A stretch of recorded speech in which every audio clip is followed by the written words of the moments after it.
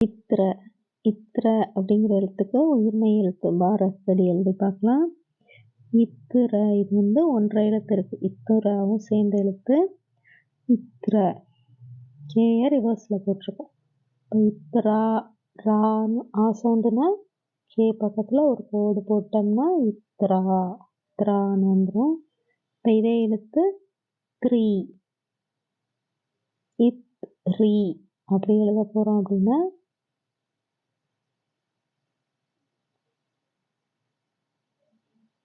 இந்த கேலேருந்து left side எழுத்துட்டோம்னா three குறில் வந்துடும்.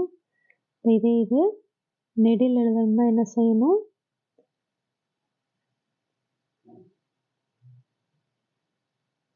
கேலேருந்து ரைட் சைடு எழுத்துட்டோம்னா நெடில் இத் ரீ நெடில் த்ரீ. இத் ரூ த்ரூ ஊ சவுண்டு குறில் எழுதுகிறப்ப இந்த கேக்கு முட்டை போட்டு லெஃப்ட் சைடு இழுத்துட்டோம்னா ரூ இத்து ரூவும் வந்துடும். த்ரூ குறில். இதே இது நெடில் இத்துரு ஊ சவுண்டு நெடில் எழுதுகிறோம் அப்படின்னா இந்த கீழே இருக்க முட்டை இருக்குல்ல இதை ரைட் சைடு போடுறோம். இப்போ முட்டை போட்டு ரைட் சைடு இழுத்துட்டோம்னா த்ரூ நெடில். இப்போ ரூ ரூ அப்படின்னு கீழே சி போட்டு எழுதுவோம்ல அந்த எழுத்து இதில் சி போடுற எழுத்து கிடையாது. அடுத்து கொம்பு போட்டு எழுதுவோம்ல ஏ சவுண்ட் த்ரே த்ரே எழுதலாம். கோடு போட்டு கே ரிவர்ஸில் போட்டுட்டு மேலே கொம்பு போட்டோம்னா வித் ரே. த்ரை ஐ சவுண்டு போடுறப்ப கே ரிவர்ஸில் போட்டு அது மேலே 2 கொம்பு போட்டோம்னா வித்து ரை த்ரை. அடுத்து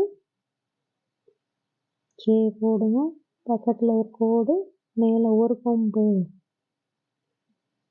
த்ரோ த்ரவ். கே போடுங்க, கோடு, மேலே 2 கொம்பு இத் த்ரவ் த்ரம் திரக. கே போட்டு கோடு போட்டு மேலே புள்ளி வச்சிட்டோம்னா இத்து ர இந்திரம். அடுத்து கே போட்டுக்கோங்க, சைடில் புள்ளி வச்சிட்டோம்னா திரக இத் ர ஹ திரக. ஹாஃப் லெட்டர் இதில் கிடையாது. முழுசாக எழுதிட்டு கீழே கோடு போட்டோம்னா இத் तूंगिरों से बहुत अच्छा। फिर मिलेंगे। शुक्रिया।